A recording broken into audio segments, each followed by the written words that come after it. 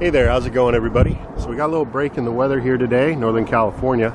We've been getting a whole bunch of rain, much needed rain, and as a result, some of the plants out here have really started to spring themselves up quite a bit, especially in the brassica family.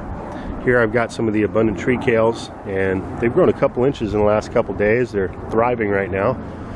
Most of them are about a foot and a half tall now. I've got some of them still caged up, just further protection from the roaming chickens and the wildlife. And some of them I just have in the open.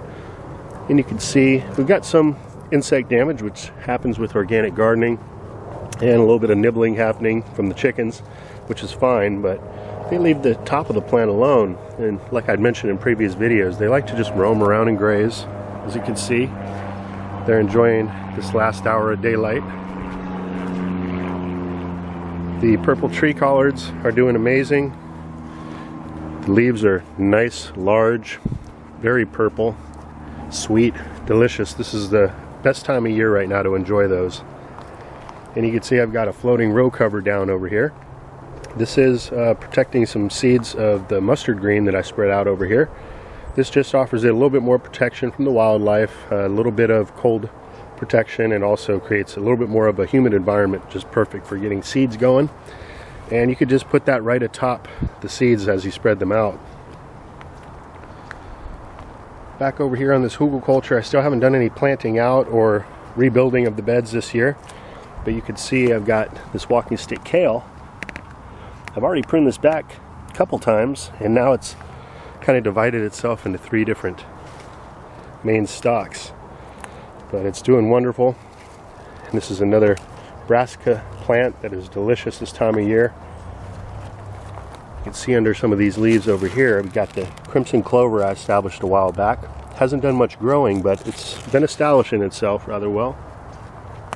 Got fava beans here as well. This is all for nitrogen fixation. Got some chop and drop, some purple tree collards here, more crimson clover, and you can see the chrysanthemum. Need to just prune the tops off of this. Coming back, nice perennial, has edible properties to it as well.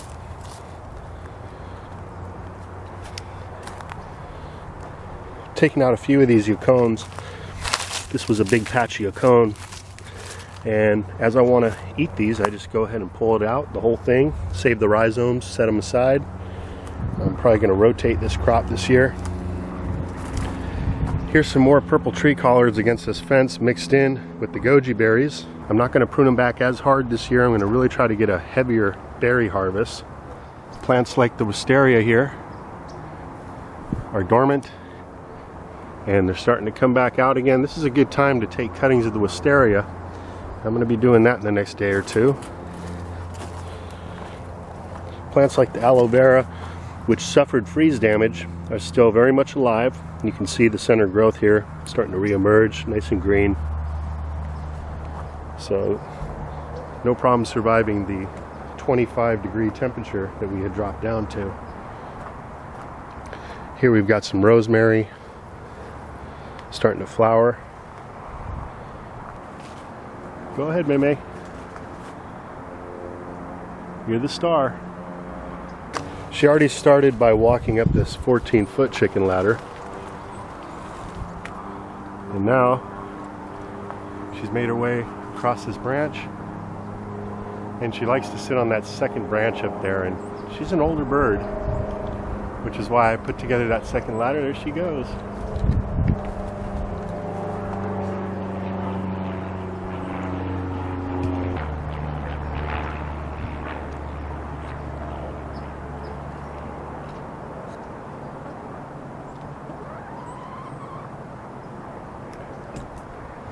Now the other chickens, they go over to the evergreen privet tree, and they've been up in there now for a couple months.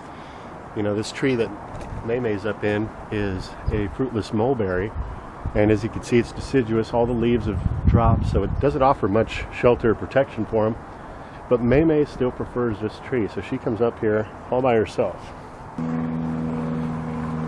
So as you can see, this privet tree has kept all its foliage. It's a nice evergreen for the birds.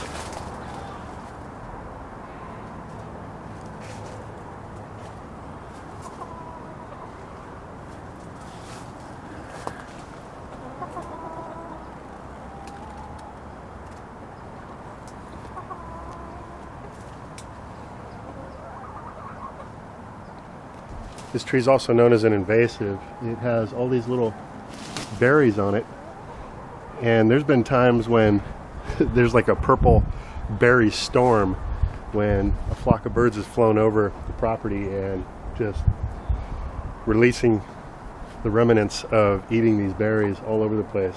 See over here in this little propagation area where I've left a lot of these plants out here through the cold weather, through the rains. Some of the goji berry cuttings now are starting to push out some new growth.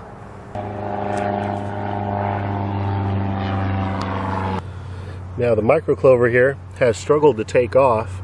I seeded this a couple months ago, but it's still very much alive. These will get much bigger. And I've got some other living mulches that I'm going to get established in these pathways throughout the next couple months or so.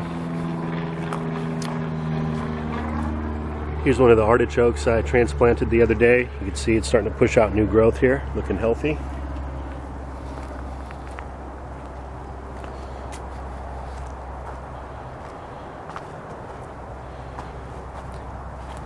Here's another one. Well, we're losing daylight very quick now, but I wanted to share this with you. The other day I did some pruning on the fig trees. If you captured that, I showed you how to go ahead and pot that up, and you can see that humidity dome now. Nice and moist in there. Also, I didn't mention, but you don't want to completely have it airtight. You want it to be able to breathe. So I've got it loosely covering the plant.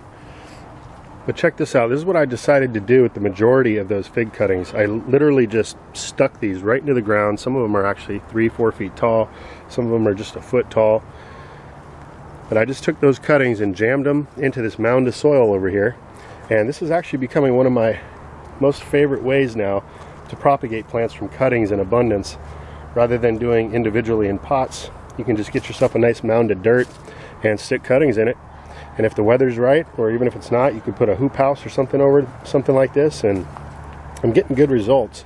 This is another one of the abundant tree kales. There's actually probably about a dozen of them out here, where a month ago I just jammed those into the ground, and these are going to take off. I mean, they're very much alive.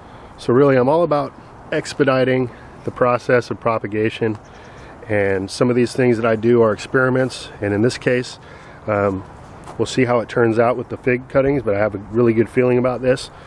So what I'm hoping happens is, as it starts to push out new growth and shows me that they're alive, I can just quickly dig up around the plant and pull it out. It should have roots on it, and then I can offer those to people who come by or plant somewhere out in the landscape. I don't really have any other plans for them other than that. So, and I actually have these separated by variety.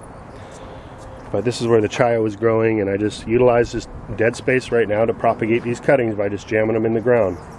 The other fruit trees out here are budding out.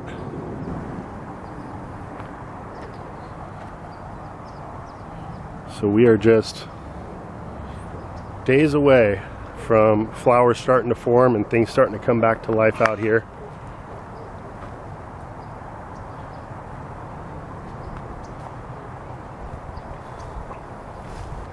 I'm really hoping to get some cherries this year. This is a Royal Land cherry.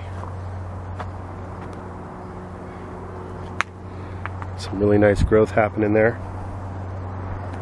So other than that, I've been staying very busy in my free time. I'm constantly getting new seeds started. I expanded out my grow room this year quite a bit.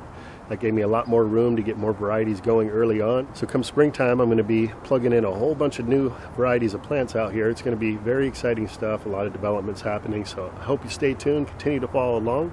And with that, I hope this video finds you and finds you well. Take care, everybody. I'll be talking to you again soon.